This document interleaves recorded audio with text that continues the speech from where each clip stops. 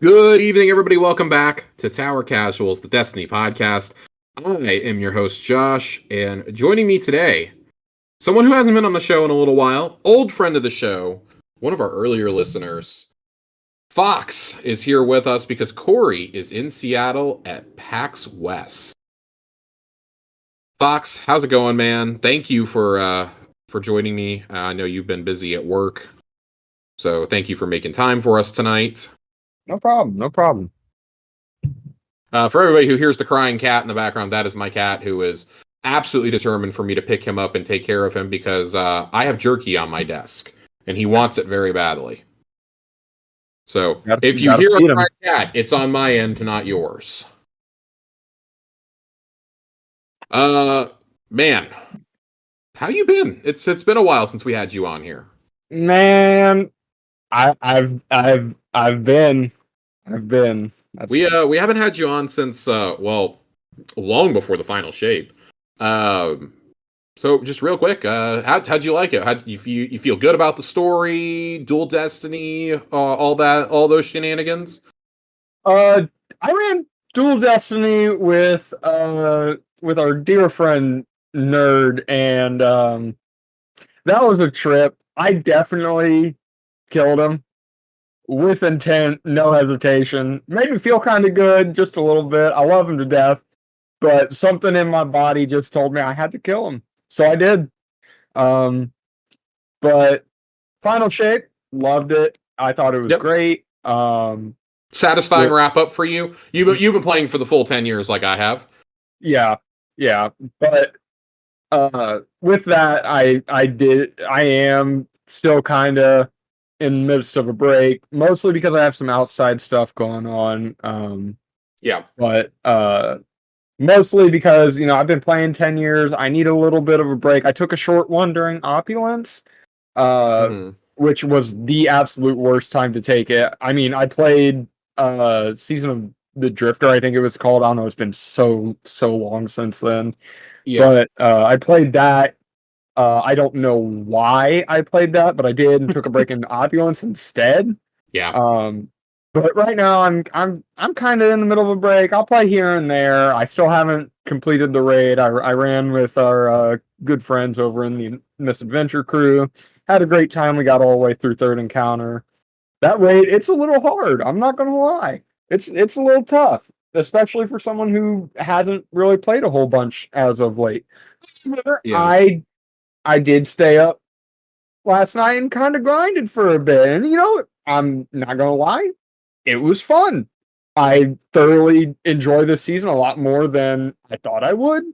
I love the Vex, so it's kind of a little bit of a art thing. I like that you said you're kind of enjoying it more than you thought you were going to, because I know a lot of us are really disappointed in Act 1. I fell into that category of I really liked the event on Nessus. The Breach Executable, I think is what it's called.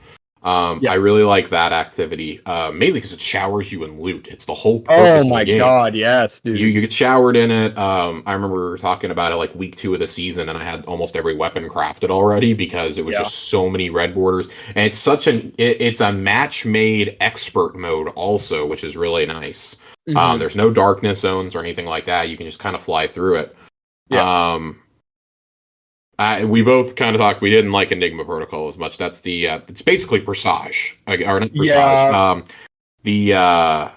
Oh god, what was it called? Expunge. Expunge is the word I'm looking for. It literally uses the exact same mazes as Expunge in a couple of areas. Which I love Expunge. I think that's a cool I love way all of Season Splicer stuff, but I don't know. It just doesn't feel right in this. Like, I get that the Vex have their little thing going on.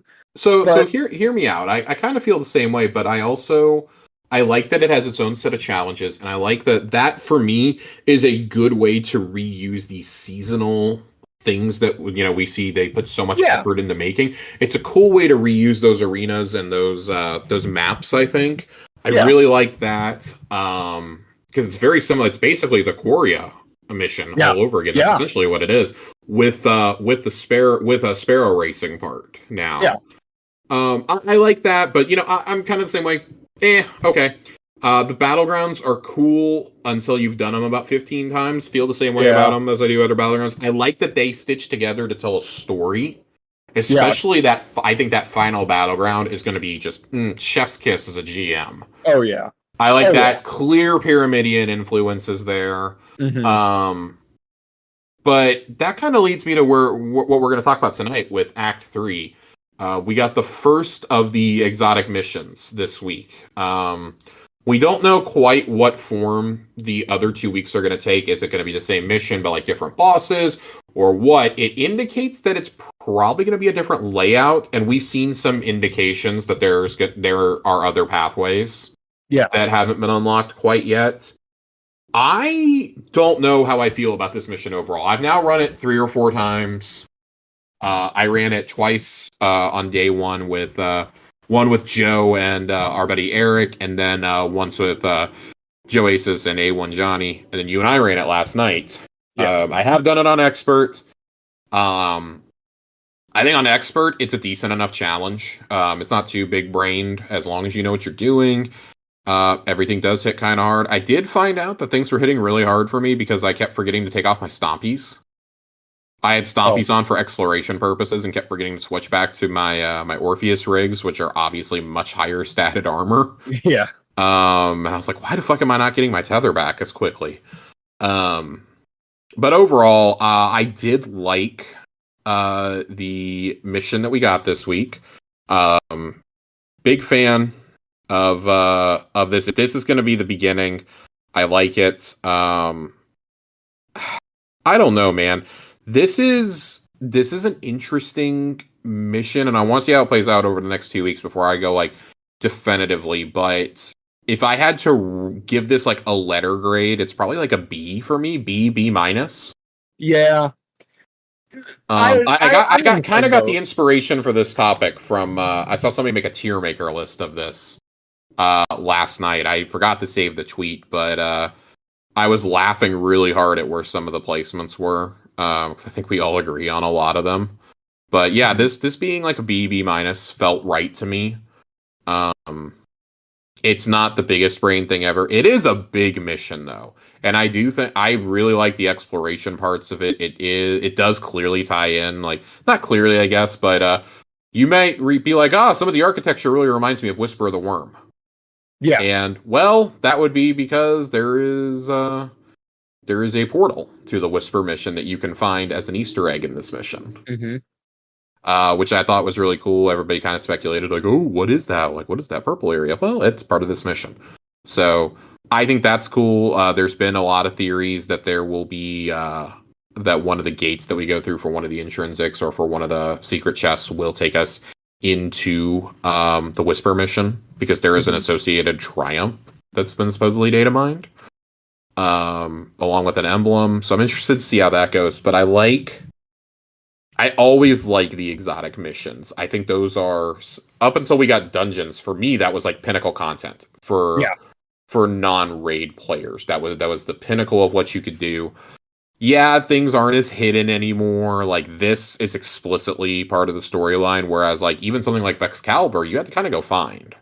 Yeah. Um, Which we kind of talked about hidden secret missions last mhm. night and how like it's not as fun when they kind of just hand us the mission and say, "Here's this exotic mission." And it's kind of a pain point, I feel, because that's one of the things that really made the game interesting and fun. And it kind of inspired players to be like, well, what if this area that nobody ever goes to has a secret mission associated with Yeah. it? Um, and I feel like the last like real secret mission was the Bastion stuff that was happening, but even that wasn't really secret because we knew we were getting Bastion. Um, So I'll say the last secret one that we got was Wicked Implement. oh yeah, yeah, I totally forgot about Yeah, Wicked that and was. yeah, I mean, I think we all forgot about. We all tried to forget about that mission, but yeah, there's a lot, and I kind of brought this up because I wanted to do like a quick ranking of some of the exotic missions that we've had. sure. Um, that is an example of how not to do an exotic mission to me. Yeah. I think there's 3 different types of exotic missions. There's the ones like you talked about where, oh, you have to go find the secret. Like you have to find it out in the world. There are exotic missions that expand upon the story that is currently being told or is setting up future stories. And then there's just dumb ones, which is basically Wicked Implement. Yeah. I will say right now, I think there's room for both of the first two. I prefer finding secrets, but I also really like them when they tie into the storyline of the given season. Like Bastion didn't really tie to the story of that season. I actually think Corridors of Time would have been cooler to have explored in another season, although I get why it was there for the Sundial. I really, really, really like the idea of what they did with this mission, though, which is this is just, they are like determined to get it in your face what Maya has done. Like this is a fucking horror story when you are listening to the dialogue and when you get to her lab, especially. Oh yeah. This is a fucking horror story. She basically tortured Chioma, thinking that it wasn't her Chioma. And she's like, now that's like kind of inferred that's part of why she's trying to take us back to the Golden Age, or like searching essentially the multiverse for the Golden Age, like to get us back there, is because like Chioma's dead. Yep. And like there's infinite copies of her because of the Vex network, but none of them are her Chioma. She's looking for a reality where Chioma will agree with her, and that just isn't going to happen. And I think that's absolutely utterly fascinating that we've seen one of the smartest characters in the lore has just been driven completely mad by her desire to undo certain things, to stop the collapse, to stop Chioma from following her into the network and things like that. So I found it very, very, very, very interesting. All this, of course, is taking place at the foot of and inside of a Bass Pro Shop pyramid. I think it's a really cool backdrop for these missions. The opening area evoked memories of Venus outside the Vault of Glass for the first time for me.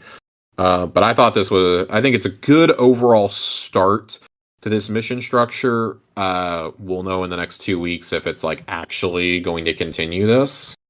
The reward is awesome. Choir of One fucks. Oh yeah. This gun is fucking busted. I think it was Titan pointed this out to me the other day, but you can go in and basically solo the Ogre and Grasp of Avarice with this gun. This is a special ammo auto rifle, and it hits like an absolute Mack truck. The Crucible is going to be broken. Every champ is running in terror right now. Champions and mini bosses are absolutely terrified of this gun. I think it's great. I think this is great. I like when things are like this, and if you're using the auto rifle perks that are now part of the artifact, it's even better. This is great. I really, really like this. I think this gun is a lot of fun. I dig the pyramid skin that you can get for it. Ornaments. Oh yeah, that skin. It fucks. It fucks. That thing is dealing. It is wheeling and dealing. I love it. I think this gun is a lot of fun. I keep saying that because it is. It's so cool, like to see in action, and like I need to be using it myself. I've been so focused on getting people through the mission, I haven't actually sat down and been able to play with it extensively myself. But also the gun is incomplete because we're using it just with subsistence and with the initial 2 intrinsics you can get. When this thing has Onslaught, it's going to be it's going to be even more of a terror with Onslaught.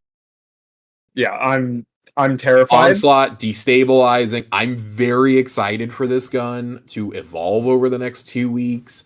I think that doing the chests, I like that there's actually story bits that are thrown in there for you too when you're doing that. Yeah.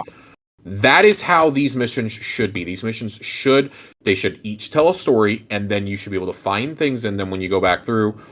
Then I like that it's not restricted to the expert version. That's the other thing I really like about this. Like the catalysts are, sure, but the rest of the stuff is not. Like the intrinsics are not. I enjoy being able to go through those and do those on normal because everybody should have access to story beats. You should not have to play something on expert or master to get a story beat. I firmly believe that. And that's kind of what drove me away from some of these exotic missions. Was the fact that it forced you into doing the harder difficulties of them. That's why I got the guns and then I just didn't progress them to get the variations and the catalysts and such because I didn't want to because I felt like it was forcing me into harder content, which I'm not opposed to harder content. I've done the day ones, I've done the GMs. I want there to be a purpose for the harder content. Yeah. I feel like it should be more rewarding than, hey, here's just a different perk. Like, I do like that when you do they seem to have learned with the expert or master versions of these. When you complete them on master, you're getting another actual perk for the gun. I like that idea. You're getting exotic catalysts for it that you can equip. I like the idea of that as opposed to, oh, you just have to complete it to like get the intrinsics or something. Yeah. I like that. I like that the intrinsics are part of like puzzles within the mission, and then the actual catalyst is what because I do think if you're gonna make the gun more powerful through, a quote unquote catalyst, that should be the reward for doing it on master. What I'm not a fan of is potentially having to do this mission on expert 3 weeks in a row. Not a huge fan of that to get these catalysts. It'd be really cool if they like all stacked up, but of course, why would you come out and say they're all going to be stacked up, right? People would just wait 2 weeks. Yeah. But I think it's a good start. When we talk exotic missions overall, I feel like there's an elite pantheon for secret missions, and for me, there's four exotic missions that are in that pantheon, and it's the Whisper, it's Outbreak Perfected, it's Presage, which was Dead Man's Tale, and it's Dual Destiny. Mm-hmm. Those are the 4 pinnacles for me, I think. Yeah. I hesitate to say that I don't consider Still Hunt an exotic quest. I want to be very clear. The hunt for me, I'd say that's more of a story. That is, yeah. So if the criteria is it has to be an actual exotic mission. If it is something that is presented as like the epilogue to a campaign, such as Salvation's Grasp, Deathbringer, Xenophage, whatever the one at the end of Lightfall was, I always forget the name of that LMG, and then Still Hunt, I don't consider those to be it because those, for me, those are the epilogues to their stories, respectfully. Yeah. So I'm not counting those. If I don't count those 4 are my S tier. Those are my S tier missions. Mm-hmm. When I think A tier, I actually don't know if I have anything in A tier because those are separated so much. When I get to B tier, I would probably make the case that Operation Avalon, which is the Vexcalibur mission, I would make the argument that's probably in the A tier for me. Yeah. If I was going to put anything in there, B tier, I think this mission fits in B pretty easily. Like, oh, okay, it's a solid mission. It's nothing remarkable, but it's not like openly hostile towards me either. Yeah. But that's subject to change. We still do have 2 weeks. Well, and that's why I'm ranking this one now, because I actually would consider them to be their own missions if they progress the way that I think they're going to. Yeah. God, I'm trying to think what other exotic missions have we had? Well, we already know where Wicked Implement is going. That's Wicked Implement. The Whetstone is obviously in our tier. It's like tier. I'm not ever gonna put anything in tier F. I don't think it's definitely D tier for me though. Yeah, it's 100% D tier. It's bad. I guess A tier. I would put Seraph Shield up there. Yep. I think Seraph Shield is an awesome mission. Yeah, I would. Yeah, that's a solid A. That's a solid A for me. At the same time, kind of falls into the epilogue. I don't. So here's the reason I don't say epilogue. It was a seasonal exotic mission. It's not part of an actual expansion. All the other ones were part of expansions. That's why. Yeah, I could see the argument for it, but I also think it could fall into the epilogue. It's eye of the beholder thing. It's an eye of the beholder thing. I'm putting it up there. Yeah. It had its own mission. You're going back to the Deep Stone, or to the not the Deep Stone Crypt, but you're going back to you're going up to the station up above the planet.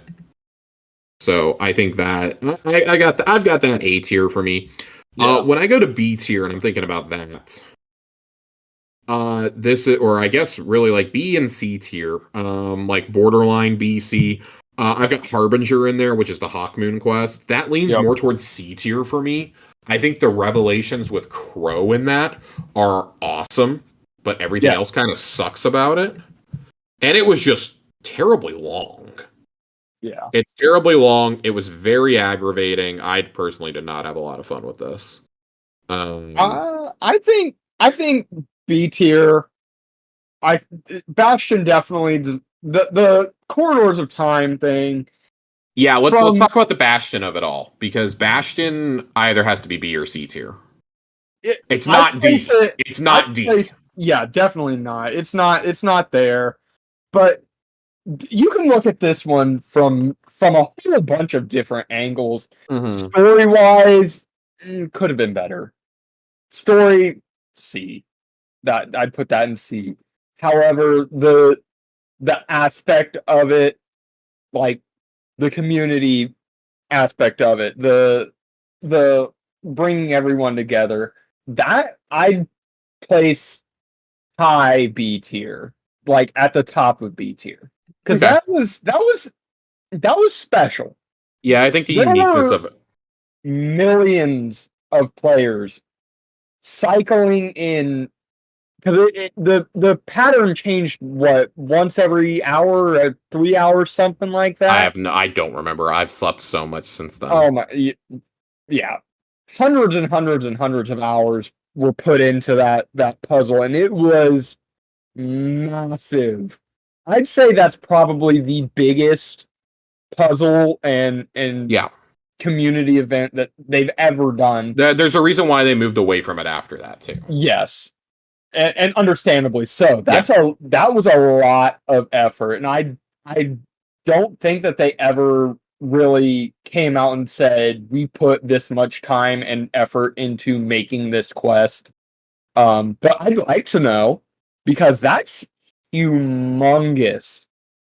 And there were so many different cycles and changes that they made into solving the puzzle. So I think from that aspect of it, it definitely deserves to be the top of B tier. Yeah, I would agree with you.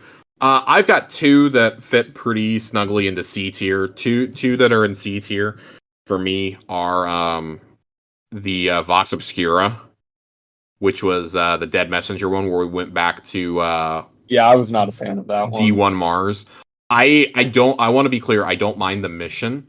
I'm absolutely traumatized from it on Legend. Oh, for sure. That is that and the timer, absolutely ludicrous. Ludicrous. The other C tier one that I would put is Starcrossed from Season of the Wish. For the Wishkeeper bow. I think it was cool to go back to the Black Garden. I think the mission was unnecessarily long, and really just like once you've done it once, it was like, oh, okay, cool. Like I like the cutscene we got at the end was the best part of it. Yeah. That's the absolute best part of it. Getting the story about Tyrannus was really good. I just, as an overall like structured mission, I don't like it at all. I think that the other Return to the Black Garden that we had earlier in the year for Deterministic Chaos was significantly better, in my opinion, where you go back to the Garden of Salvation raid and basically work your way backwards.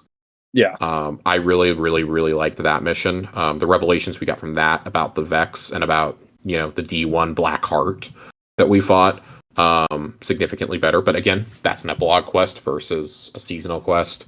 I also think it's just really hard to get people to care about the Ahamkara after so long, unless you're like super into the lore, which I mean, like, obviously, I am, but it's like, oh, this feels like kind of late. Like we're trying to build up to going into the fucking Traveler, and here we are talking about a dragon love story.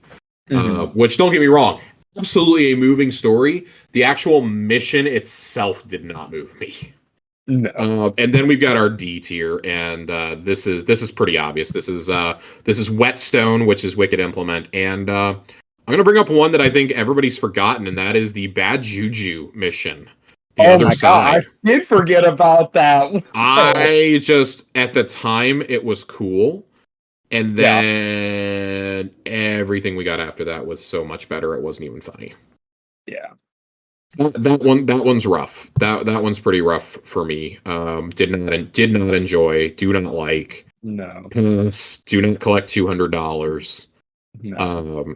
At some point, Corey and I need to sit down and do the actual expansion related the epilogue ones. Mhm. But yeah, that's kind of how I would rank them. I can't go through and just rank them like 1 through 15 or whatever. We'd be here half the night debating that. Well, I think there is another gun that I'm thinking of. Maybe 2 if you count Ruinous Effigy, but I don't think I'd count that. Another hidden one that no, I don't count Ruinous Effigy. I'm sure you forgot about. You might not count this, but I'd say I count it as a secret. Was Izanagi's Burden. I think So I debated about including I think Izanagi's on that here. would fall under a hidden quest because that was a good one. That was good. So here's the thing: if you had been required, and I know that somebody had to complete it in order for this to happen, Yeah. but if everybody had been required to complete Niobe Labs, I think I would have this ranked differently. Mm-hmm. The sole fact that most of the community could not do Niobe Labs is what kept me from putting it on this list. I think that's in a separate discussion tier of its own. That is what happens when you make things too secret and too complicated, in my opinion. Yeah. And that's also, again, talk about things that Bungie has tried to stay away from. A lot of things they did that year, they have not gone back to. Yeah. So Niobe Labs, for those who haven't been around as long or have joined the game afterwards, Niobe Labs took, I believe it was 82 hours for the first completion. 82 hours, which is just asinine. Yeah, they However, had to auto complete everybody's progress on the quest. However, as someone who has completed Niobe Labs, it was very, very, very difficult. It is among the hardest pieces of content I've ever had to do in this game. Ever. I loved it, but it was rough. Like one minor mistake when you're not like just doing the puzzle aspect of it, which in its own right was hard. Right. The combat in that was hard. I'd compare that level of difficulty to something of a dungeon. It was just so ridiculously hard. I agree. But 82 hours is a bit much, and I'm glad they haven't gone back to something like that. No. Thank God, because the only reward you got from it was an emblem and a ghost. Yeah, it was a status symbol more than anything. Yeah. Yeah, so I would say that's probably pretty close to being like the definitive list for exotic missions. At least from, us. I think everybody will debate, but I think those top 4 are pretty inarguably like. Yeah. I think the only one you could make the argument to be in there that isn't in that group, you could make the argument for Seraph Shield, I think. Yeah. When Which you consider that was so damn good. Oh, it's so damn good. And again, we talk about reusing assets. It's a great way to reuse assets. And I mean, story consequences are really good out of it too. The weapon is good. Again, it gave a point to going and doing and that was a unique one. Like it didn't have extra catalyst or it had extra intrinsics, and they've learned from that, right? We're no longer completing missions on hard to get intrinsics. We're completing them to get catalysts now, right? Yeah. And I think that's probably how it should be. I think that definitely this new mission shows that they have started to understand that a little bit more. Like, hey, people's time is pretty valuable, but hey, if we're going to make this giant mission, let's make a couple variations of it, or maybe extend it a little bit each week, or give you new pathways each week to go through to continue telling our story and give you new loot in the process. So I like Yeah. it. I'm here for it. I'm excited to But see how they expand upon it in the next two I episodes. am too, because Maya Especially and Shioma's story is great. especially episode 3 when we go back to the Dreadnought. I Uh, cannot wait to see what the hell they put in there. yeah, I'm obviously interested about the Dreadnought. I'm actually super invested in going back to the Tangled Shore next episode in Oh Revenant. yeah. Oh yeah. They had to tell me was potion crafting is there, and we're comparing Fickrell's Keep to a vampire castle. Let's fucking go. They Yeah. made that announcement as I was finishing up playing the D&D campaign, The Curse of Strahd. So I'm like super in on vampires right now and killing them. Fickrell keeps coming back from the dead. Let's kill this fucker once and for Yeah. all. Oh yeah. Give me a crossbow sidearm that shoots like stakes at him. I don't know. Yeah. Let me make sure he's down for good. But yeah, I think overall much stronger start to this act than Acts 1 and 2 for sure. And that's coming from someone who liked the first two battlegrounds in Act 1. Yeah. Or Act 2, excuse me. I think it's a stronger start. I don't know if I like the weapons better yet. It's really hard to beat the Aberrant Action sidearm right Oh now. my god, yeah. That gun Oh, fucks. that SMG, or not SMG, LMG, that thing, if you get a good roll on it, I'm telling It's essentially the solar equivalent of Song of Your Ute. you. Yep. So Yep. it is really interesting. I'm curious to see how Heel Clip is going to perform on a gun like that. Oh yeah. Because I think that's like reload perks. Johnny was bringing up a good point. Reload perks on LMGs are usually like a no go. But I think if you have something, if you're running the Hunter with the dodge reload, or you have the what's the exotic that lets you do it? Is that Dragon's Shadow or is that Six Coyotes? Uh, That's one of those. Six Coyote, I believe, is It reloads one of those reloads your gun whenever you dodge, and I know that whichever one that is, there is a perk on the exotic class items you can get on the Hunter that when you activate your dodge, you reload automatically, I without having to believe have that actually that one selected is as your dodge. So I think that now the thing is though, I guess I'm stopping myself mid thought because traditionally reload perks like heal clip don't work when you use your dodge. yeah. I'm curious to see how this would work though. In the olden days of unlimited magazines behind barricades, this would have been king. Oh yeah.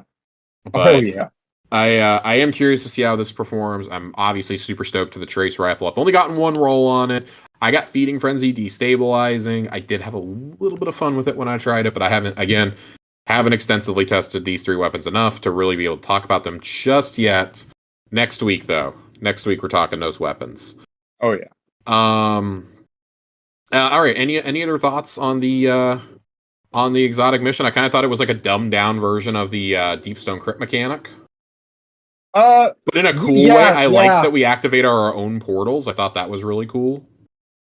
Uh, there's a lot of niche little cool things in there. Hit me with a couple. Lore wise, gameplay wise. Um, the when you get into Maya's lab is really, really where I picked up interest in that, which that's very late into the mission. Um, it's just it's so interesting to see all of that stuff. That's stuff that we've never seen before. There were giant exo heads that were had wires and tubes coming out of the eyeballs. That's crazy. And then the little like spider eye things. I want to know more about that. Like the horror aspect of Maya Sunderesh. That's what's got me. Yeah. Yeah.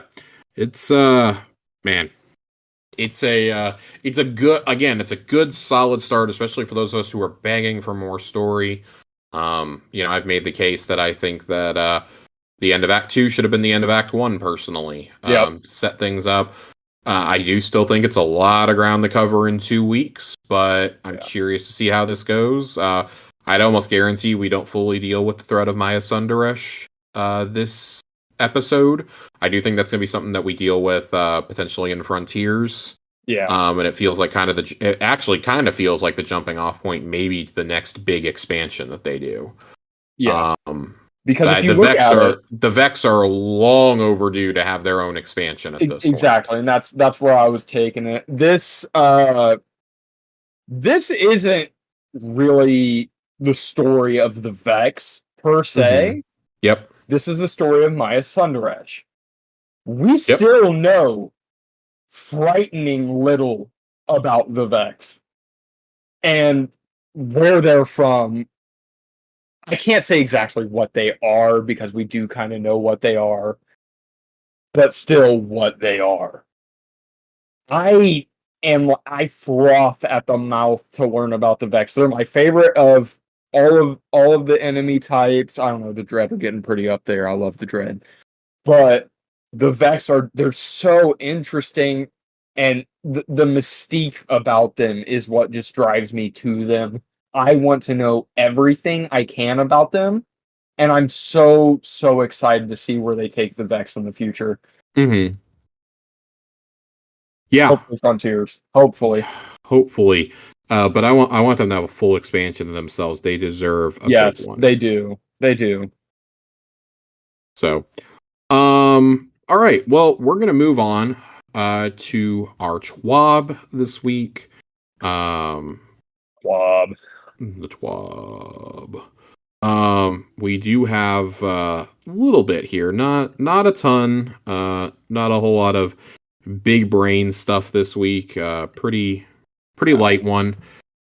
Mainly because the big thing is the secret mission is out. So Encore is available. You guys can go check that out. The cool thing for me is that they announced is this limited time sword event that they're going to do starting on September 3rd. So keeping track at home, that is next Tuesday at Reset. They're going to have a week-long event about swords starting on September 3rd. All swords in the heavy ammo slot will regenerate ammo for a whole week until reset time on September 10th, which September 10th is our 10th anniversary. Mm-hmm. We want you to have some extra fun while wielding a blade, but not so much that it trivializes raids or competitive game modes.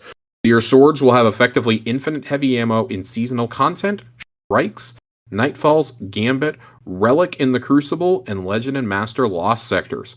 4 seasonal challenges during this time will be focused on getting kills with swords in some of these activities, so it's the perfect combo if you need some extra XP to reach level 200 on the Season Pass. I like this idea. We were talking about it a little bit in Discord earlier, but I like the idea of this, and I think testing a new little event out with swords is probably the way to go. People love swords. They love Eager Edge. We love things like that. So I'm interested to see how this goes because I would love to see this done in the future with like rockets or grenade launchers. I think that would be really wacky and fun. I would love this during a week when the Crucible has Mayhem up and everyone just has unlimited rockets. God. Unlimited rockets or heavy GLs. I think that would be fun. There's so many wacky things you could do to just make this really fun. It's clear that they're only letting it be in certain modes. I'm sure this is going to break the game somehow, but I was telling Nerd earlier, I'd love to see it with rocket launchers or with fusion rifles, personally. Because fusion rifles kind of reminds me of the particle deconstructor that we had a couple years ago as a perk. Everyone remembers how we basically made Atheon a bitch with fusion rifles. So I'd love to see something like that again. We all remember Null Composure and how that just absolutely it wasn't that good the season it came out, and then it absolutely shredded the next season because of that. Yeah. That Vexmith the Class shredded, just a whole lot of fun. I'd love to see something like that again. I think this is a And good testing ground, and doing it this late in the season, I think also helps too because yeah, you can make the argument this probably should be like a week 3 or later thing, yeah, honestly. But it's clear they don't want it to overlap with Iron Banner, which is probably going to be weeks 4 and 5 at this point. yeah. Um, I think this is something that's good to do in that last 6 weeks of an episode, though, to just like, hey, here's something really fun to do that's going to break the game a little. But we're not letting you do it in raids. We're not letting you do it in dungeons or anything like that. Well, they say Nightfall, so I am curious to know if this works in GMs.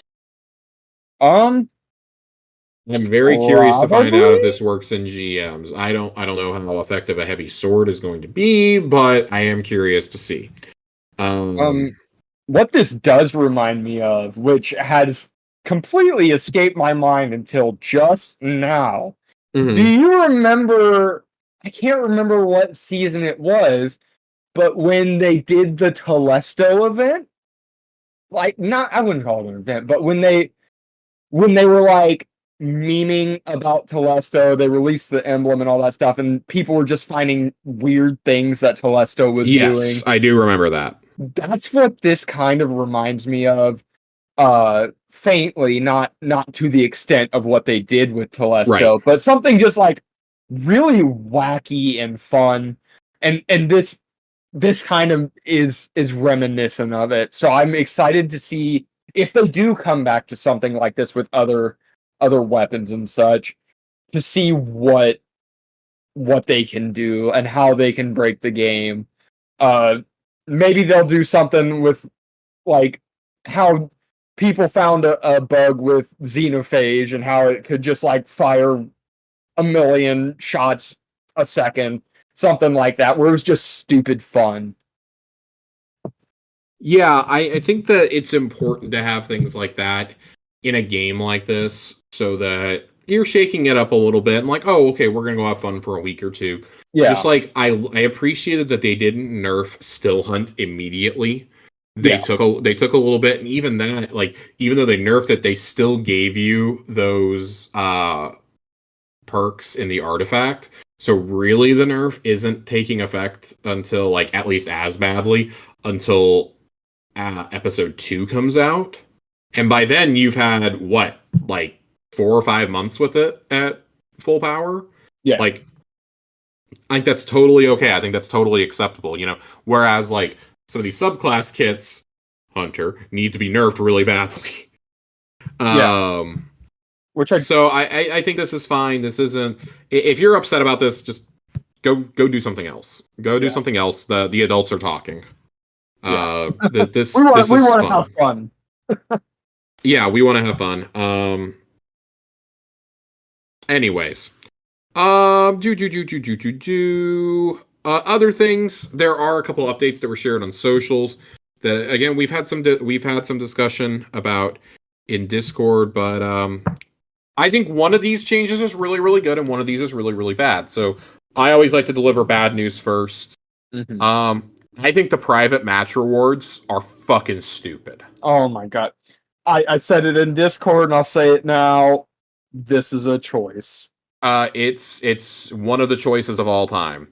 Yeah. I think it's fucking stupid. Before anybody comments, I do understand this has been a thing since the final shape came out, and then they removed it. Now they're putting it back in. I think this is really silly. Yeah. I don't think it's going to have any meaningful impact to Crucible participation necessarily, but I think this is really, really silly. Yeah. And that's kind of Um, what I touched on in Discord was like I made a comment. I said, next thing you know, we're gonna be able to get a shit ton of XP from it. And I hope mhm. that that's not the route it goes down. But this is definitely a choice. And a bad one at that. Yeah, it's a choice. I'm not a big fan. Um, it will give you a chance to earn legendary weapons, armor, and post-game catalyst rewards. Yeah, and that that last bit with the catalyst, that's not no. Because then you can just load in, get a few kills, whatever, mess around with your friends, who cares? Yep. And then just keep repeating it until you have every catalyst you want. Now, Yeah, I'd be okay with it slightly if it was a major decrease in the chance to get one of those catalysts. Like, I'm talking like you have to have a at least 25% less chance for the catalyst to drop. Yeah, I don't like the idea of catalysts dropping from there. Personally, I think it's a very slippery slope. Yeah. But also I understand the people who primarily play PvP in this game are going, what the fuck? Yeah. Because their argument has been for a while whenever, most of the player base complains about having to go play PvP for certain rewards. They're like, well, we have to go play PvE and we don't want to do that to get most of our stuff, so why shouldn't you guys have to come engage with PvP? Mm-hmm. And I think this is that argument, but worse, obviously. Yeah. Again, it's a choice. I don't like the choice. I have nothing against you playing private matches with your friends. I do think that, especially for those who already don't like playing Crucible, this just incentivizes, oh, boot up a private match, go in, and just like after one kill, you're done. Yeah. Like set the parameters to be like that. There's gonna have to be some minimum parameters here that you're gonna have to do. I don't think and I mean, people are gonna go load in and just like go AFK, with certain things, and I just again, I think this is a really poor decision. Yeah. That I don't quite understand why this is being made. I think it was fine when people found out it was a glitch and they were using it, but I mean, it's going to be with them changing the Pathfinder system, which we're about to get to in a minute. You presumably can progress your entire Pathfinder for Crucible in there. Yeah. In a private match, which again, I think you should be able to progress objectives like that, because I do think it's like, oh, get 5 grenade kills without dying in the Crucible. What the fuck, man? Like, that's just not going to happen. But you can go and painstakingly sit through that in a private match and do it. I understand this from one perspective and one perspective only. It's them trying to cater to the not just the casuals, but the hyper casuals, the people who are only on maybe once or twice a week, which understandable. I get that you I get it. want to broaden your view here and tend to them, but I don't think that this is the way to do it. Yeah, I don't think this is the way to do it either. I think there's way better ways that you could do this.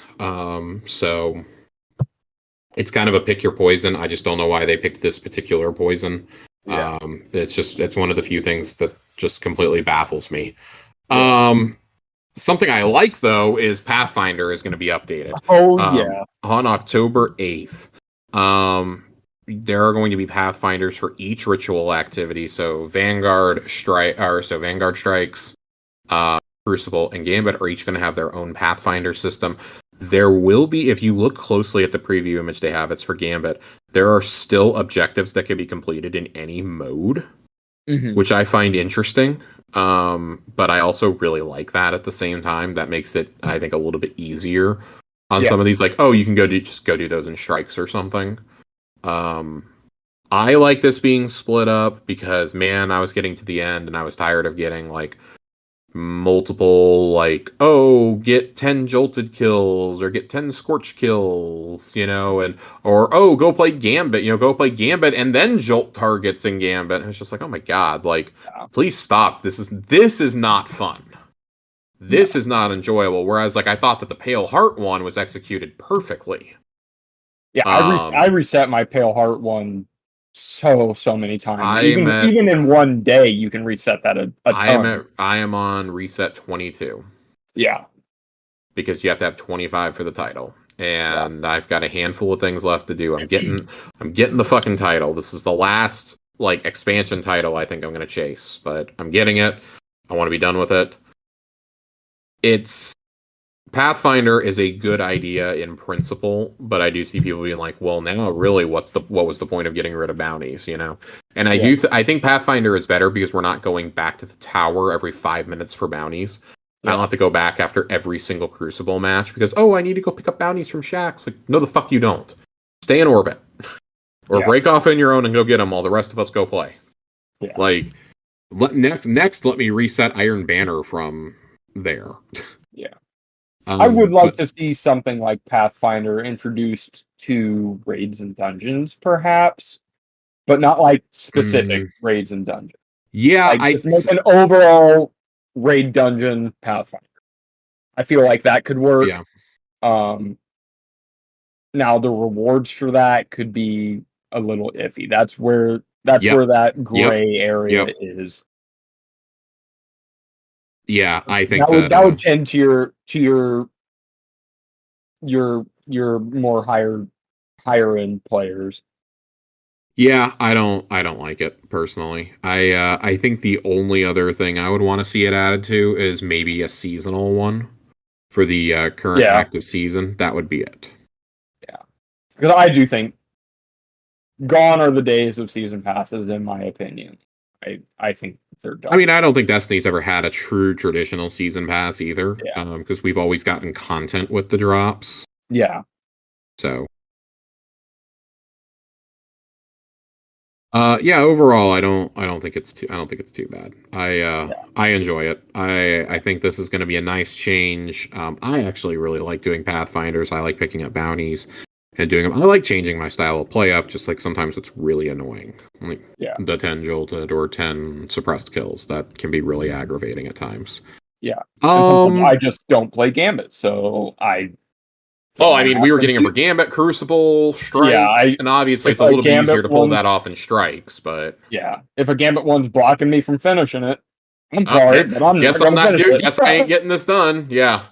I play Gambit approximately like once or twice a season, and it's after all the challenges are out, so I can just do them all at once. Yeah. For anyone going to PAX that's listening to this, I don't know if there is anybody listening to this, but there is going to be a PAX, Guardians meetup happening on Saturday, August 31st, from 3:30 to 5 in Community Room 1 at the Convention Center where they're doing PAX. Level 4, room 435, if you're listening to that. I think Corey might be there. You might get to see the elusive Corey in person. Mm-hmm. But I'm not sure if he has an appointment during that or not. And I think that's going to do it for us for the TWAB. I do want to shout out the movie of the week this week because I ranted and raved about this last week. I was very upset on Twitter that this was not movie of the week. Somebody has gone through and I looked up the person who did this. They were talking about it last week. They're like, I can't believe I spent 3 months making this video and it did not win movie of the week. Guess what? That happens to people all the time. I thought this was really cool though because I really like anime. I really like season 1 of Jujutsu Kaisen. They remade the whole season 1 intro of JJK with Destiny. Yeah. And I thought that was really cool. It's fun. It's not like, obviously, like, okay, it's, it's whatever. But it's a cool intro. I personally would have preferred if we did intro 2, but... Oh, yeah. I'm sure we'll see an intro 2. I hope we do. I do. Yeah, I really like the JJK intros, like, overall. I think all 4 of them have been really good. The second one is my favorite. The second half of season 1. I really, really love that intro. I love the music from it. I would also love to see somebody with now that Strand is a thing, somebody remake one of the My Hero openings when Deku has Black Whip. Somebody do that for me because I'd love to see that. Now that My Hero is over, I think you're free to make whatever you want in terms of fan art. Yep. So now somebody do that. Point me in the direction of a Guardian using Black Whip. Yeah, that'd be so tough. Ooh, it would be beautiful. Something else in the TWAB that I think hit me. Actually really, really cool and super dope The Maui wildfires. You guys Oh, yep. I remember completely last skipped over year? this. Yeah. You guys remember last year there were some absolutely tragic fires in Maui. Uh, let's see. The $412,000 Yeah, raised. that's insane. Insane. The overall total direct relief thing for the entire all of the campaigns that helped Maui, 26 tons of medical aid and over $3 million in financial support to local organizations. That's wild. And 412,000 of that came from the Guardians for Maui campaign, and Yeah. that's crazy. That is so beyond insane. Yeah. Whatever our critiques of Bungie as a company might be, or our critiques of like the community, Bungie's communities have always shown up. Like this goes all the way back to Hurricane Katrina, Yeah. which was the very first one I remember, Fight the Flood. Yep. And that was the first ever charity shirt they did. They did one for the wildfires in Australia also, a couple of years back. But they do fundraising all year long. Like we're always seeing stuff for the Bungie Foundation for direct relief. Yep. Bungie is one of those studios that has always done that, regardless of all the problems that are there. Regardless, and we got to touch on another problem here in a minute. Regardless of everything that happens there, like studio politics with layoffs, everything else, like Yeah. the people who are there genuinely, like for the most part, want to do just incredible things like this. And I think like when the community comes together and embraces it, that's even better. Like it would be Yeah. one thing for the studio to be doing it. The fact that the players for 20 years now, for almost 20 years, next year is the 20th anniversary of the Fight the Flood campaign, if I have my years correct. 2000, yeah. 20 straight years of Bungie fans turning up and helping. Yeah. Just Absolutely incredible to watch. Yeah. Just I I'm very picky and choosy with what charities I donate to, but Yep. the Bungie charities, I will always 100% back all of them every single time. iPads for kids, the Maui, when there was the Australian wildfires, all of it. It's just, Yeah, for those who don't know what the Bungie Foundation does, the Bungie Foundation not only supports things like direct relief, but they do iPads and game consoles for kids in children's hospitals. Mhm. Which is, I think a very cool thing to do. Yeah. I really love seeing stuff like that. They've done stuff through Make-A-Wish also, Yep. which is very cool. Not a lot of studios engage with things like that. So I think it's extra special when we see one of the more prominent studios in the industry doing it. They're like, hey, despite all the bullshit happening here, there are some genuinely incredible people who are here. Yeah. Like Fox said, I'm pretty picky with who I give my money to. Direct Relief is one of the very few that I actually will donate to. Yep. They're pretty public about where the money goes. Them and the Bungie Foundation are both pretty open about it. So I feel comfortable donating to those. Another one I do a lot of donating to is St. Jude's. I do a lot with Twitch when that goes on. Y'all know my boy Ray. He works at Twitch and does a lot of the St. Jude fundraisers with them every year. So I always make sure I'm turning up for that. Other than that, it's got to be like local organizations. I have a really big problem with donating to anything like nationwide. Beyond those two, and I do like World Central Kitchen a lot. Mhm. I think they do a lot of really great work in war-torn areas. They are really, really heavily involved in the horrible human rights abuses going on over in Gaza right now, and in Palestine. They are on the ground there. A couple of their members actually died in airstrikes. It was earlier this year or late last year. But World Central shows up to a lot of disaster areas and humanitarian crises. If there's a hurricane or if there's an earthquake or something, they're usually boots on the ground within like 24 hours. Some genuinely incredible people over there. I'm not saying you gotta donate to any cause, but if you ever have the means to, those are some very worthy organizations that are open about where your money is going. I have a problem with donating if I don't know where it is. That's why I really like getting involved in community organizations. I live in the DFW area. I donate to some inner city missions funds that I know go on helping to shelter the homeless and feed them. Specifically, there's a program that goes on in Arlington that I like to be a part of at Christmas time that allows parents of children who, families that do not have any sort of money at all to come in, and instead of just being given gifts to give their kids, they are allowed to come in, and it is set up like they are actually shopping for their kids. I really love being a part of that at Christmas time. I've gone over there for several years and helped do that. It's one of the more emotional things that I've been a part of. It is you don't understand the hard times that some people are going through until you actually see them face to face, and it really changes your perspective when you interact with people like that. So I say all that to say I'm really glad that Direct Relief and the Bungie Foundation can make change like this. It doesn't have to be something as big as a wildfire. It can be something as simple as we're helping somebody get a meal. So I always say give within your means, but if you have the capacity to, there's nothing more rewarding in life, I think, than giving to those less fortunate than you. Yeah.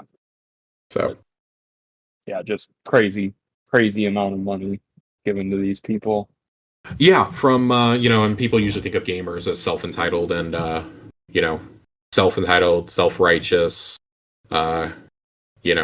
cheap, things like that. So it's really nice to see the community of a game like Destiny show up. A notoriously whining community online show up for this is really, really cool. Unfortunately, we have another thing at Bungie we have to talk about, though. I kind of debated if we were going to talk about this tonight or if I was going to wait for Corey to come back. I feel like enough has come out over the last 24 hours to bring it up. It's not exact. It's Destiny adjacent because it is part of the deal at Bungie. And I didn't lead off with it because it's more marathon than Bungie, but yesterday morning, a story came out from Bloomberg and Jason Schreier about Chris Barrett, who, if that name is familiar to you, Chris Barrett was the director of Marathon up until about March, and nobody understood why he suddenly wasn't listed as that anymore, like in his bio. And we had the news that the former game director of Valorant had stepped in to lead the game, which was kind of crazy. Joe Ziegler came in actually last summer. I'm being corrected, reading Jason's piece.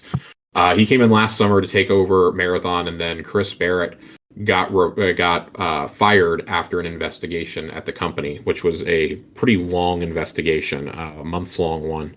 I'm going to pull up the actual article from Bloomberg because I want to make sure that I'm not mincing words or accidentally nonchalantly blowing past some of these details. Behind the scenes, Barrett was terminated following an internal investigation in which at least 8 female employees raised complaints earlier this year that he had behaved inappropriately towards them.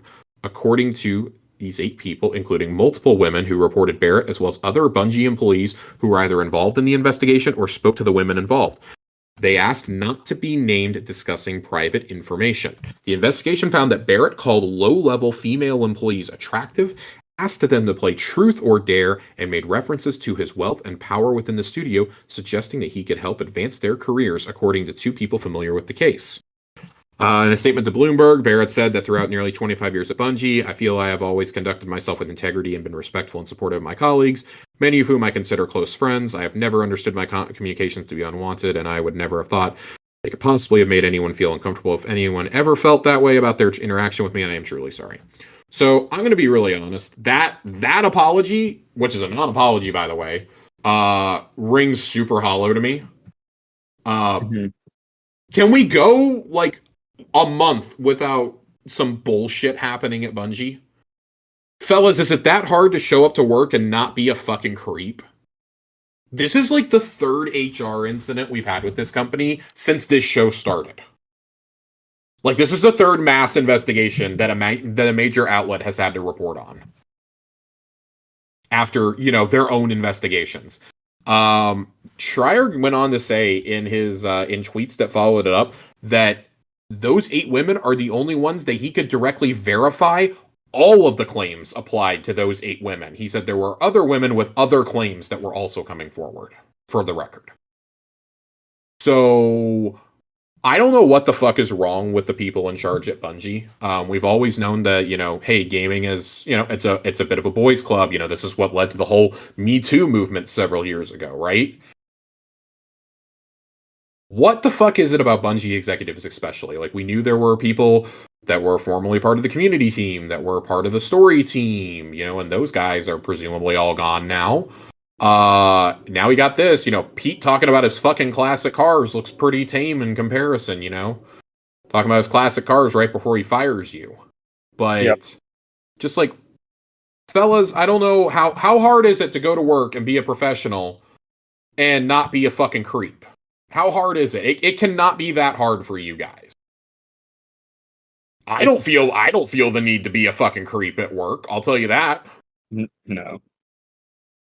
I don't understand why this is such a problem, especially in this fucking industry.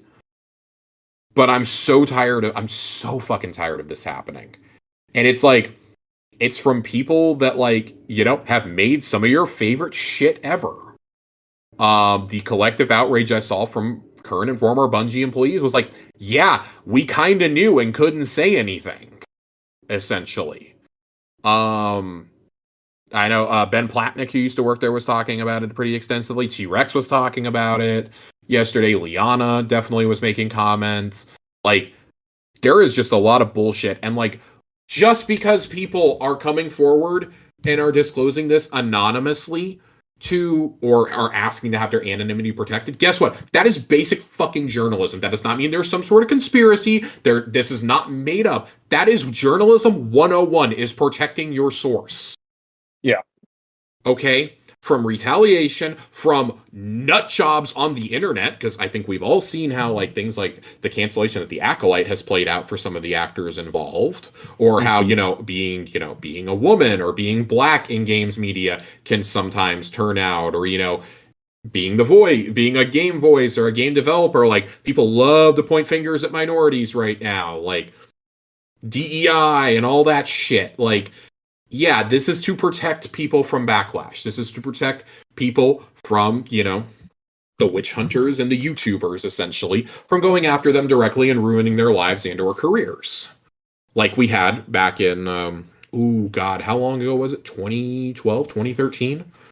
Gamergate 1? Yep. Long time ago. A lot of you listening to this might be too young to remember it, but yeah, that was a big old shitstorm. And it took a while. It was never about ethics in gaming journalism either. It was an excuse to go out and harass people. And that's pretty much what's still happening. The loudest, most obnoxious people the worst people have been handed microphones to basically go out and say whatever they want to. Adding another layer to all this, though, is if you remember back to the Me Too stuff that was coming out in 2020 and 2021 in the gaming industry, Chris Barrett's wife was one of the ones who was coming forward really prominently about stuff, and has always been, very pro, we believe women, and, there's no room for, sexual misconduct or harassment or anything like that. Her Twitter's deactivated right now, for the record. But, and I'm not going to go witch hunting anything, but people were saying that she was making comments basically about, like, don't believe everything you read on the internet. And if that's true, that's a horrible look for you, because guess what? We're gonna believe the people who came forward about this. You got fired for a reason. He didn't get fired for nothing, and it took 6 months for this to come out, mind you. It took 6 months for this story to actually come out. Like, it's coming out because of all the other bullshit now, I'm sure. But like Yeah. people like Liana who have left the company have been like, oh, stuff's going to be coming out for years, by the way.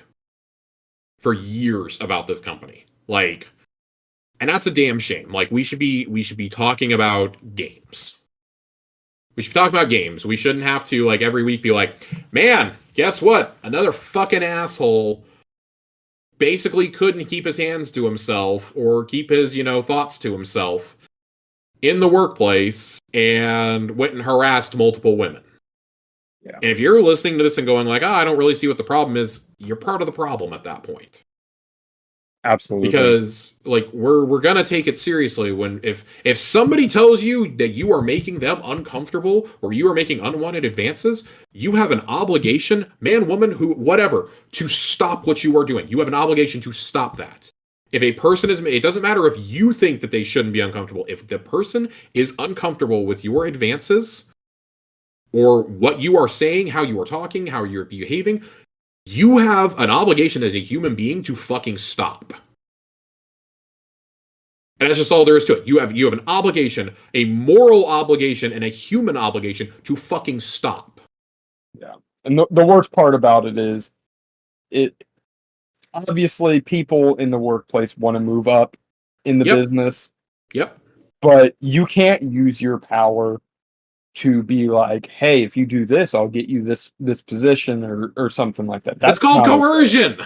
Exactly. It's called coercion. It's called like forced coercion, really. Yeah. Like, well, if you do this for me, then, and especially when it seems to be, in a very, in a sexually suggestive manner, then like, what the fuck, man? Like, what is wrong with you? What the fuck is wrong with you? So that's all I have to say on it. I'm not going to make this a big, long, drawn-out thing tonight. This is just, it's ridiculous that we have to have yet another story like this coming out of this company. Again. Because this is ridiculous. It's absolutely ludicrous that this is still having to be a conversation. Yeah. So, I don't know. Yeah, I assume we don't have any other comments to make on Chris Barrett getting fired. No. Okay, good. Good. We're moving on. We're moving on. I needed to get that off my chest. Yeah. It's sad. It really It's fucking sad. It's sad. It's ridiculous. Also of note, the Marathon Vidoc from last spring has been pulled down. Yeah. It's no longer up. And that's probably because Chris is in it pretty prominently. Yeah. So take that however you will. That just adds to, we've had other reports coming out today that, yeah, this game's in fucking trouble. Like, this is just the latest incident to make us all believe that this is in trouble. So, oh boy. All right. Also, like, there's some certain bad faith actors who are like really trying to profit from this. Please don't give them a platform or the time of day. If you know the situation from a few years ago, you know exactly who I'm talking about. Yeah. And we're not even gonna talk about them. We're not even gonna talk about them here because it's not worth it. It's not worth it. But they are, of course, immediately using this to try and vindicate a as Paul Tess said, and they are using this to vindicate and prop up another creep. So, oh boy. We have one question tonight. Yep. I gotta get to the question. I think there's two. Well, I gotta get the questions. Yeah, it's just one. It is just one, and you know what? That is all right with me. One question. There's two. Well, I mean, to be fair, one of those questions we answered just during the discussion because it was about the exotic mission. Yeah. Ghibli Panda writes in and asks, do you think we will hear anything at all about the 10th anniversary? I'm gonna be honest, you've only got one more week to potentially drop something, and that would be next Thursday. At this point, I think it should be a foregone conclusion that there is a live stream happening on the 10th. Yeah. I'm just gonna say it. Supposedly, there are people who are at GCX swearing that Damage told them that they are nailing a date down and we are getting news very, very soon. That is, of course, hearsay. I don't know. I've told Corey to ambush him on the show floor if he sees him at PAX, and ask him when we're getting news, but I wouldn't count on it. I expect we'll get a video Tuesday and then an in-depth look at on the 12 on Thursday. That's my So my whole rationale for why I think they're doing it on the 10th. I think the 10th allows them to tease the end, that is the last week of the story.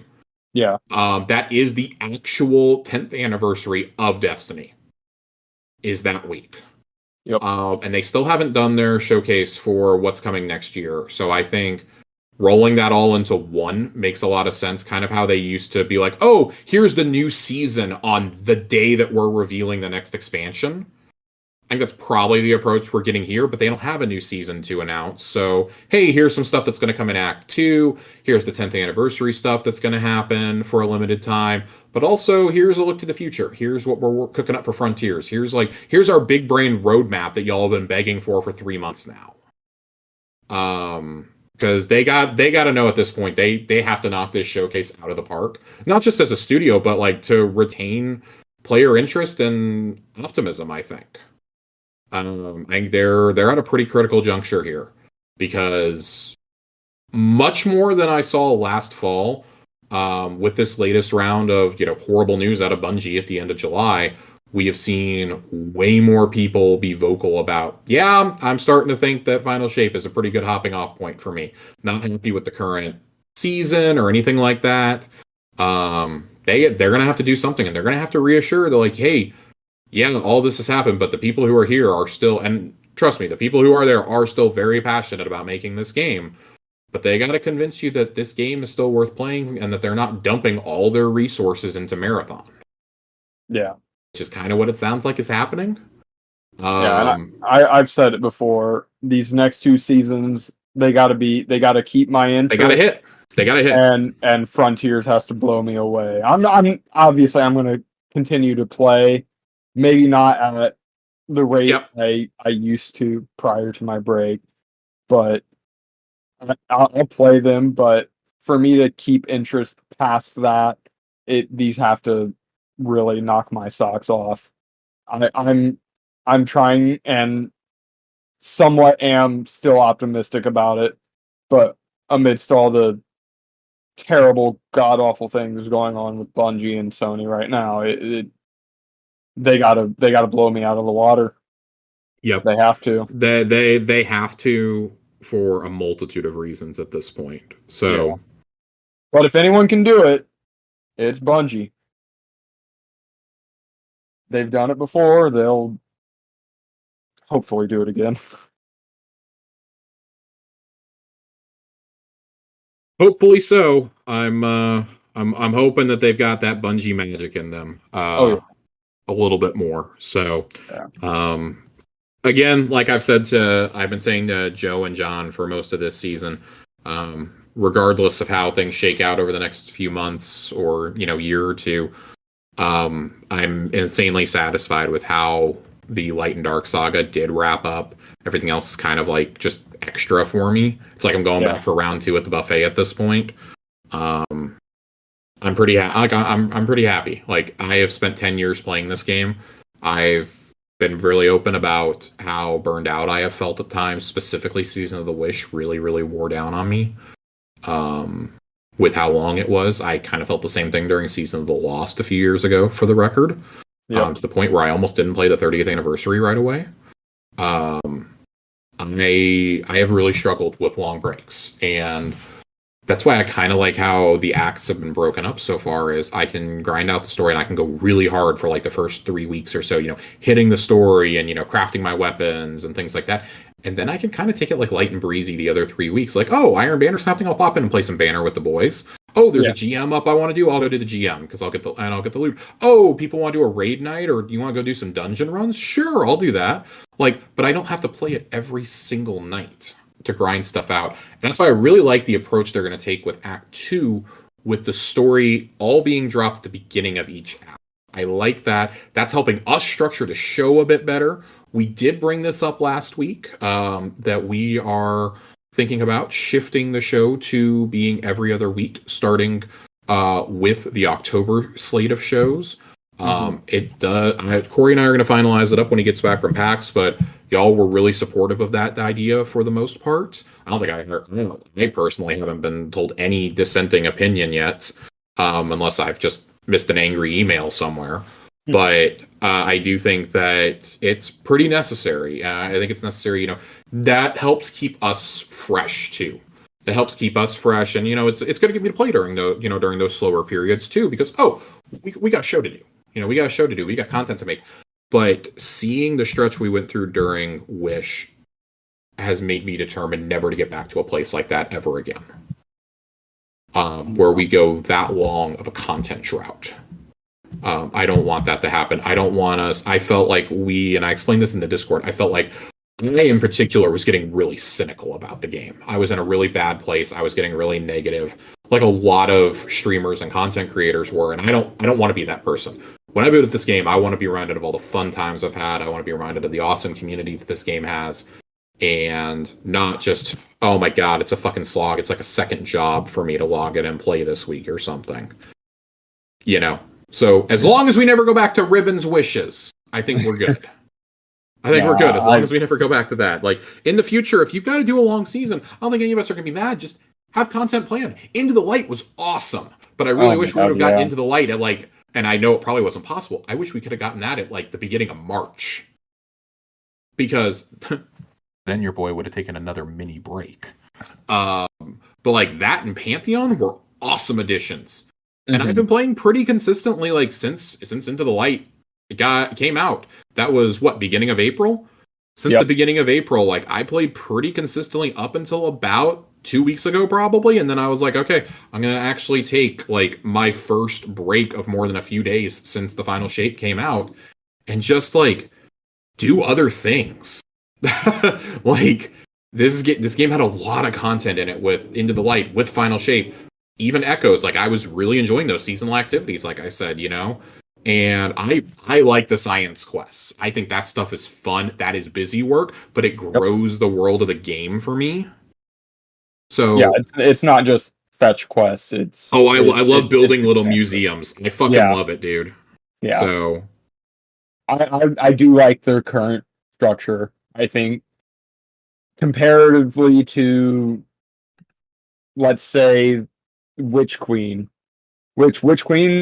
those seasons were good, but that's when community sentiment around seasonal content was just absolutely horrible.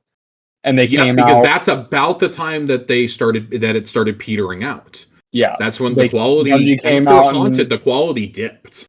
They said, "Look, we see that you guys don't like this. It's going to take a bit for us to get a change implemented. Just give us time, and we'll deliver on our promise." And they're starting to show signs of doing that, and I'm really grateful for it. It's set up amazing.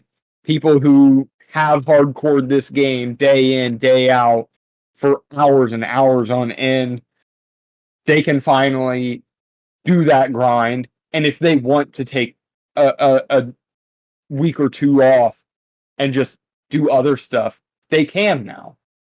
And I think it's great. I think they're moving in a very positive direction with it.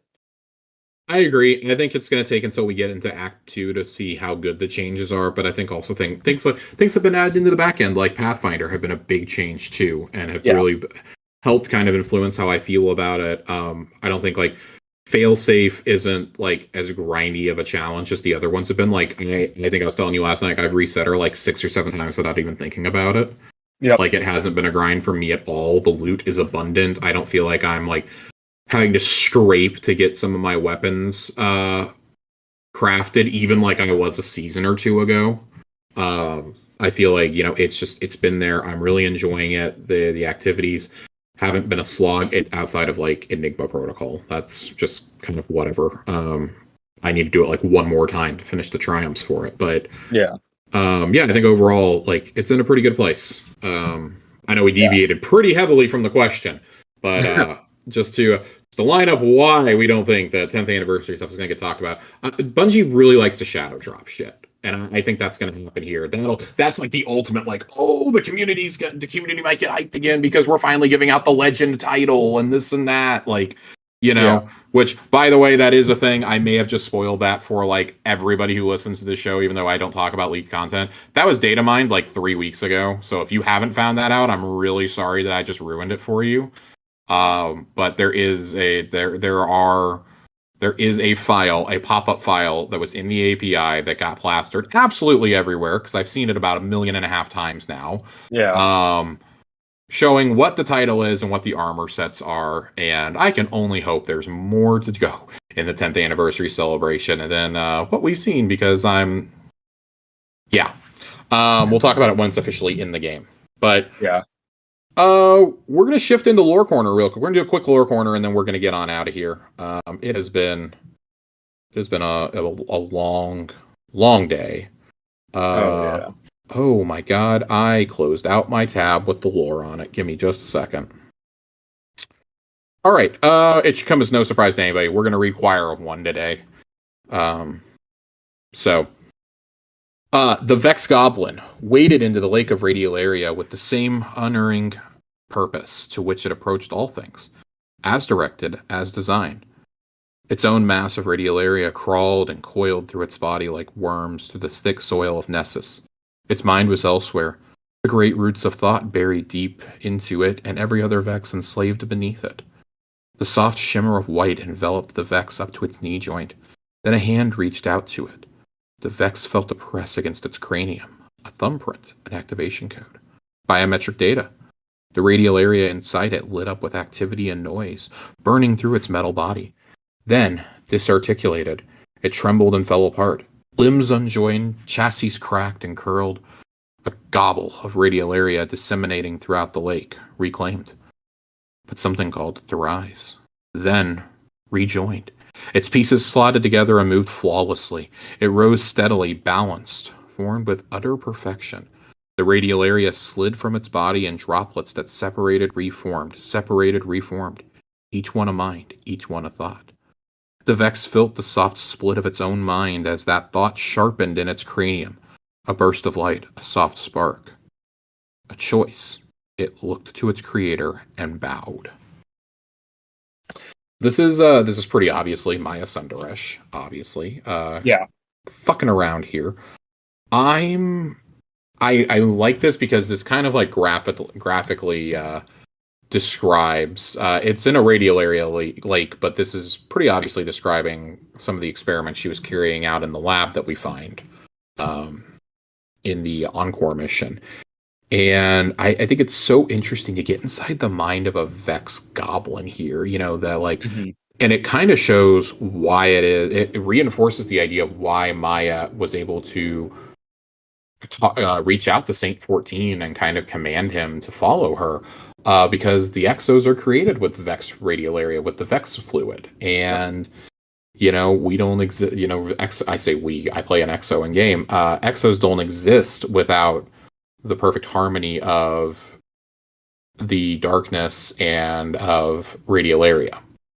So I think that's utterly fascinating that, she's able to reach out and she's splitting its mind into these multiple copies. It's almost like the goblin is seeing multiple realities or experiencing multiple realities all within its own mind. Like it's been awakened to something greater. When it says that it's taken apart and reformed, I liken that to the comparison between a normal Vex goblin and like the ones you see walking around with like the tentacles coming out of them now on Nessus or in the seasonal activities. So I think that's utterly fascinating, and clearly it's the power of the echo, when it's talking, when it talks about the bright light, the burst of light, the sharp spark. I'm interpreting that to be the echo that Maya now possesses. So kind of fascinating. This is going to tie into some of the Maya lore books that we're getting in this recent story missions and probably beyond, talking about what exactly is she doing to copies of Chioma that she finds. What are these experiments that she was carrying out in that lab? And that's going to be something that we unpack over the next couple of weeks. It is one of the greatest horror stories in Destiny, I think, right now. We've had some horrifying stuff, and a lot of it is Clovis Bray related. Well, it turns out there's another person associated with well, with Bray, but really with the Ishtar Collective, that did some really bad shit. And her name's Maya Sunderesh. Never forget that Lakshmi is really the exo copy of Maya. So the Endless Night also kind of her fault. Letting the Vex in.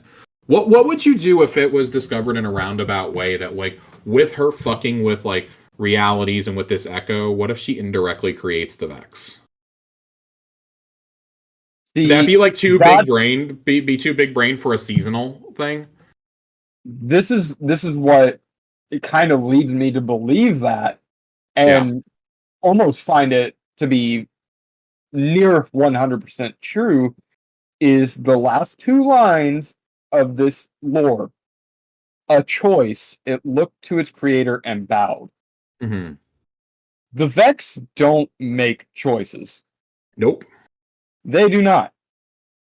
They're And part of the collective. Choosing to listen to its creator. That is so just, it's so telling. This is big brain shit. It's big brain shit. That Bungie has every opportunity right now with just these two lines in a lore piece on an exotic weapon, mm-hmm. to make the origin of the Vex more clear. I mean, also, I think you have to take into account the name of the gun, the Choir of One. Yeah. And Maya calls herself the Conductor. Mm-hmm. So, interesting. Kind of food to chew on. But we've got some more lore we're gonna have to dig into. I debated about doing another lore book, but the lore book entries are really, really, really long. Yeah. So we're gonna dive into one of those next week when Corey's back with us. But that is going to do it for us tonight on Tower Casuals. Fox, thanks for jumping in and joining us tonight. I really appreciate it. It's been a long time since we had you, but I wanted to shake things up a little bit this week. Didn't really want to fly it solo. Yeah. Thank you for being here. Anytime, man. Anytime. And for the rest of you at home, of course, thank you for tuning in every single week. Corey and I really appreciate it. He will be back with us next week after PAX. A little bit of shameless self-promotion, if I can. One last time, really want to promote the interview that Corey and I did last week with Jeff Gardner, the legendary producer and creator from Bethesda Game Studios, who now runs his own studio, Something Wicked Games, where he's working on his first original game, Weird Song. Jeff is responsible for a lot of the world's best RPGs, at least some of my favorite RPGs ever, including the Oblivion DLC, Shivering Isles, Fallout 3, Fallout 4, Skyrim, and he was actually the project lead for 76. He was pretty open with us about the struggles behind 76, behind, starting your own studio, but also, what's it like to play in somebody else's playground versus your own, his thoughts on the Fallout show. There's a lot of really cool stuff there. There's actually been several articles written by outlets about the interview that we did, which I think is really, really cool. That is on the Boss Rush podcast feed, but I think Corey also posted a link to it in the podcast episodes thread on the Discord. So shameless self-promotion one last time. Corey is at PAX, of course. He'll have some coverage from that. I know for a fact he is playing Monster Hunter Wilds, or at least is going to get to interview some of the developers behind it. I actually don't know if it's playable at PAX. It might be behind closed doors, but I do know he has an appointment for that, which is going to be really, really cool. Can't wait to see his coverage from there. And until next week, we'll see you Starside.